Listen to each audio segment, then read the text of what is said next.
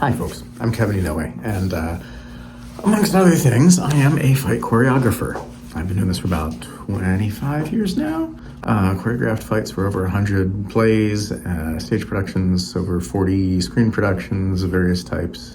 Written a couple books on it, worked as an armor and a stunt performer, fight choreographer, director, actor, taught at several universities for over a decade.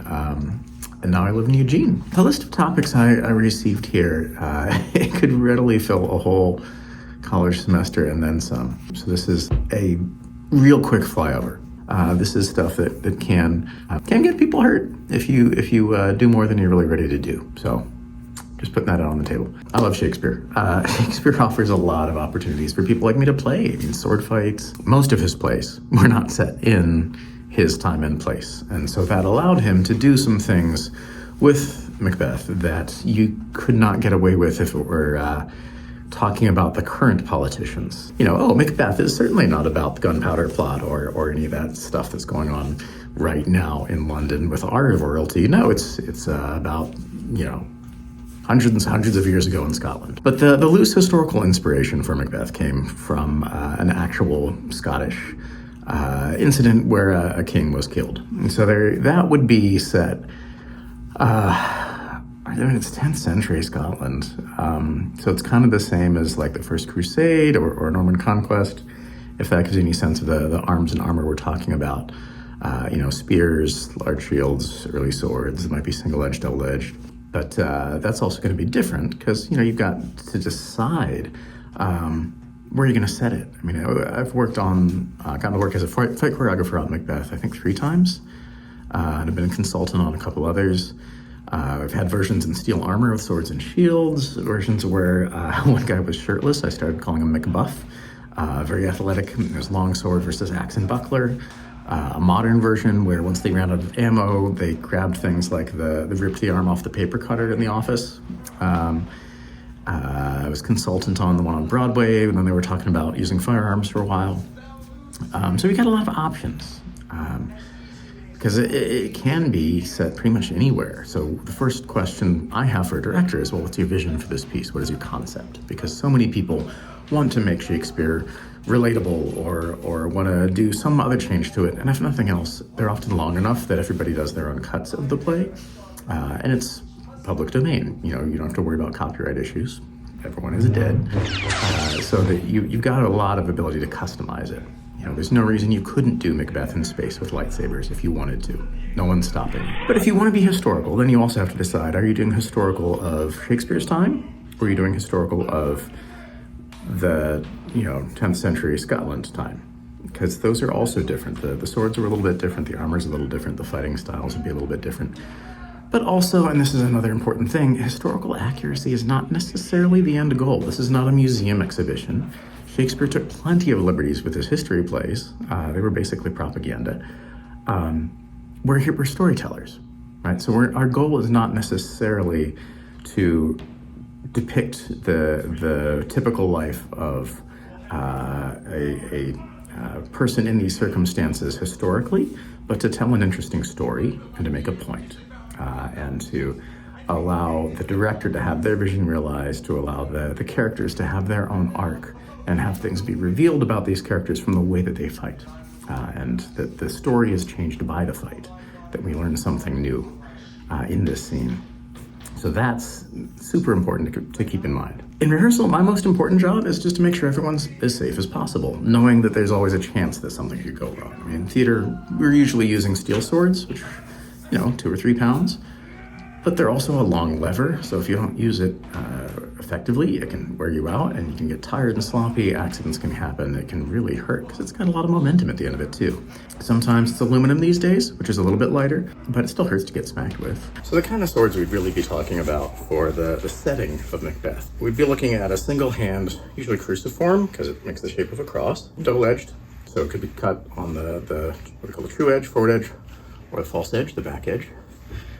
These were often used in conjunction with a shield of some sort, and they might have chainmail and plate, helmet, and certain elements of plate starting to be integrated. These could cut or thrust.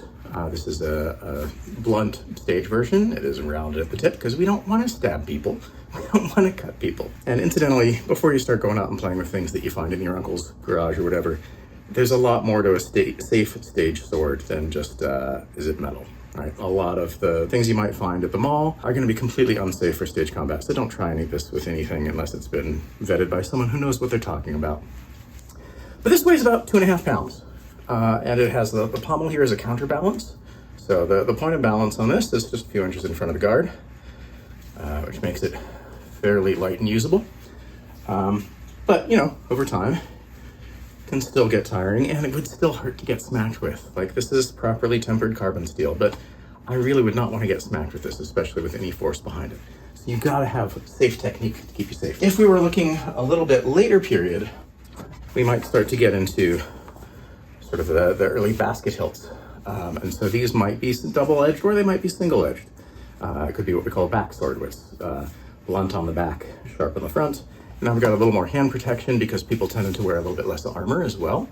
And it's really easy to snipe those hands when they reach out. So a little basket hilt was one way to keep that from happening. Probably about the same weight as the other. But then as we get into Shakespeare's time, we also see the gentlemen starting to use what we call rapiers, which tended to be longer and thinner. Again, about the same overall weight, but a different shape. And this is actually a little shorter than some of the historical ones. Queen Elizabeth actually put a legal limit on the length you were allowed to have in the town of London for several reasons. That's a whole nother hour lecture. But again, these were now civilian weapons. You tend to not be wearing armor, so a little bit more hand protection, a little bit more primacy for the thrust now. The thrust is first and foremost what you want to do, and a cut is just kind of a backup option. And so with that, it's more about reach and precision. So you get these longer guards, you're looping a finger over the guard now to be able to get a little bit more point control. And often paired with maybe a dagger or a small fist shield or a cloak or something like that, but not the big old shields, because civilians aren't going to carry those around or have duels with them in this era. Now those were all steel, but on stage, sometimes these days you will also use aluminum, or in movies as well. It's a little bit lighter, so this is a little bit chunkier than this one, and yet it's still lighter, despite being a little bit thicker. The thickness makes it a little bit safer to get smacked with, and makes it a little bit more durable, but aluminum is a softer metal.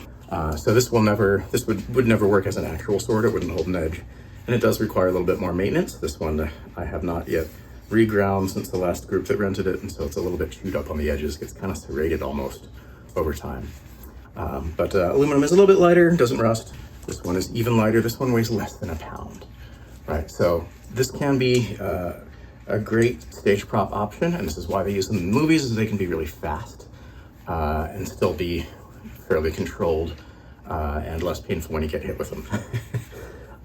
But they don't always make the same nice sound, and there's some other issues. So there's a lot of reasons why people might use steel or aluminum or other options for their props. What you're doing, honestly, nothing wrong with a good old pool noodle. Gotta love it. There's a certain amount of base level skill that is required for anything like this, and I think the big thing to keep in mind is just don't go beyond what you can safely do.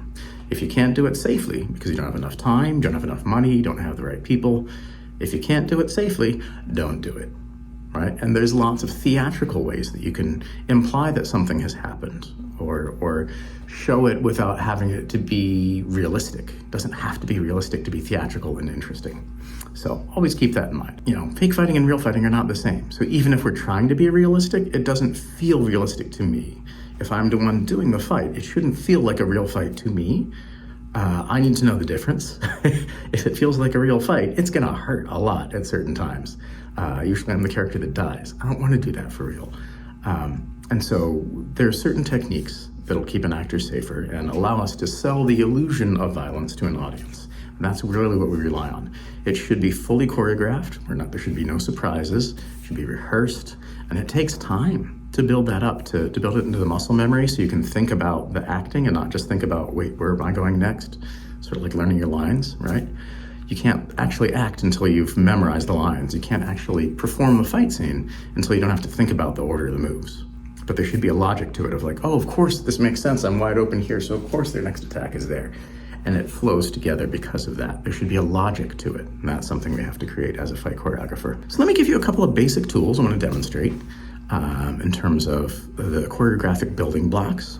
But know that there's a lot more to it. A basic certification class. I'm a SAFT certified teacher. If I were teaching a certification class in just one combination, let's say sword and shield, that would be a minimum 30 contact hours with a certified teacher like myself, followed by a fully staged, not costumes and set, but like fully rehearsed with dialogue and fight scene and props, test fight in front of an adjudicator who would watch that and could pass, fail, recommended pass. And so it really does take a lot of time, and that's just to get a basic certificate saying that, you are competent in this one system. And within the Society of American Fight Directors, there's 8 of those, plus firearms is kind of like an 8.5. It's a little different. So if I'm doing a battle scene, I'm going to have people with swords and shields and fake bows and two-handed swords maybe, and we've got a lot of options, things you might throw out there. There might be some people with quarterstaves or whatever, especially if the theater doesn't have a lot of money. So that skill set takes a while to develop, not to mention unarmed. And even just something as simple as falling down can be a really dangerous thing if you don't know how to do it well. It's pretty easy to hurt yourself when you fall down. You're hitting yourself with a planet. And a lot of people get hurt with falls just in day-to-day life. Stage is no different, except that you should know it's coming, and you should be able to prepare and know how to do it safely and repeatably. In a way that is convincing and also not going to break your instrument as an actor. So I was asked to do a quick rundown of some techniques, so please just keep in mind that these things do take practice, and that trying to learn something in a minute based on 30 seconds of video is a recipe for not doing it well. And these are the kinds of things where if it's not done well, someone could get hurt. Although less likely with the pool noodles, which is a good idea, frankly. So one of the things that I like to use as a catchphrase is real defenses, fake attacks. So one example of that, let's look at something called an avoid. Obviously, if someone's trying to swing a sharp sword at you, the best thing is just not be there. So what we're going to do, it's kind of like playing red light, green light. First, my character has to see an opening. For now, let's talk about a belly cut. So the idea that I'm going to try to slice there. Nice soft target for a cutting weapon. So first, I need to make a cue to my partner. I need to show specifically what my target is and a wind up. But I need to keep this where I can see it. Going back here where I can't see it, that's a problem because I could be hitting another actor on the crowded stage or knocking over the set, or in this case, damaging my furniture. Plus, as a character, this leaves me wide open. I want to keep it here where it's still useful, but it's a clear cue. My partner has something to respond to. So once I do this, they're going to get that target out of the way. In this case, it's going to be sucking that belly button back and arching out of the way. Specific reactions. So 1, 2, 3, and then we recover. So when you first do it, it should be that mechanical. 1, 2, 3, recover. Right? But then as you start to get a little more comfortable, get bored with that, work on flow before speed. So now what we're going to do is just more organically, as soon as I prep, my partner's going to move out of the way. As soon as I see that they're out of the way, I'm going to go. It's not faster, but now we have more flow.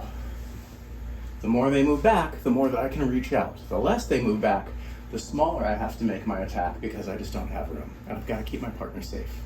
Right? We have to believe that they just got out of the way.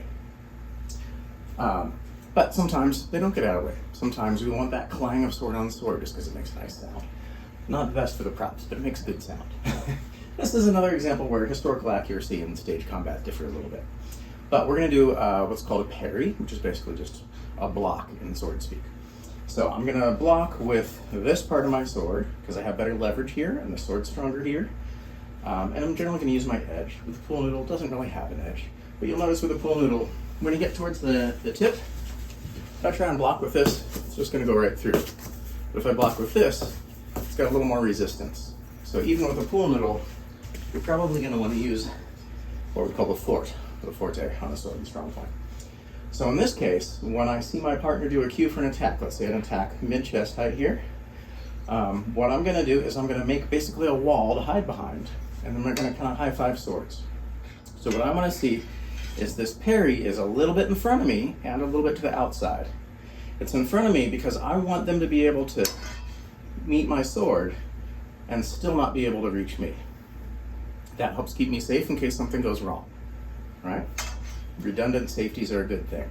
real defense. So sometimes that means when I see that wind up, I might take a little step back and put this in front of me so that when the attack comes in, we're at a good safe distance. Now I want to see an attack that is a straight line, ideally from the shoulder to the tip of the sword, because that tells a clear story that they're really trying to get me. And my tip is up where it's safe, and it tells a clear story of I'm not trying to get them, I'm just trying not to die, right? What I don't want to see is people just clacking swords in the middle, right? And this is more like just kids playing around on a playground without any choreography or plan, but I have no idea what character's attacking, what character's defending, how they're feeling. It's just high-fiving swords. But if we take turns with cuts and parries, it's a clearer story of who's winning and who's not, who's taking the initiative. So if I come at you on this side, I'm gonna cue, parry, go, recover, and you come at me here, cue, go. I'll come at you on that side, cue, parry, go. You come at me on this side. And as you see, this can be done on either side. And we can just go back and forth like a windshield wiper. Right? I want to keep my knees bent, my hips low, so that I can move. And so it tells the story of someone who's in a life or death struggle, right? It's like basketball when you're not sure which way they're going to go. If I'm here, this does not tell the story of somebody who's in a life or death struggle. This tells the story of someone who's bored, and the people watching them, they're going to get bored too. One last note. Audiences in a proscenium, where it's like on the side, like of the screen right now, they can't see something if it's blocked, and we'll use that strategically. So if we do have something like a stab or whatever, we don't have CG to make the blade look like it's going in and make the blood effect happen. We're not going to use retractable blades or anything like that in live theater. So most of the time, it's going to be a matter of hiding one thing behind the other. And so if you just put your arms up for me, fast, right? I'm just going to slide the flat in there and pull it out. And so a lot of this is on the person reacting to help sell that. And if we angle a little bit more, it's even easier to hide because now there's more angle behind that body. So it's easier to hide either a stab or a cut. All right, so if you put your arms up like we're doing the belly swipe, but if I'm a little close, we could sell this as having been a slice, even though if you rotate from here, you can see I'm not actually touching. But if you do that to me, and I react, as though we're a cut, now let's rotate. My belly. Right, now we can sell that as a cut. So as storytellers, the things we need to think about, what changes during this fight? Right? Why does this fight matter to the story? If nothing has changed, it didn't matter. We didn't need that in the first place. Maybe it's just spectacle, but it shouldn't be. What do we learn about these characters during this scene? What do we learn about them from how they approach violence, either having violence inflicted upon them or inflicting it upon someone else? Do we learn something new about what really makes this person tick or what they're really like under these extreme circumstances? Are they, when the person wins, is it because they're more skilled or more determined or stronger or luckier or have friends or have some kind of secret technique? Are they confident? Are they scared? Are they aggressive? Are they calculating, playful, sneaky, mean? What weapons do they choose to use? All of this stuff can teach us something about this character.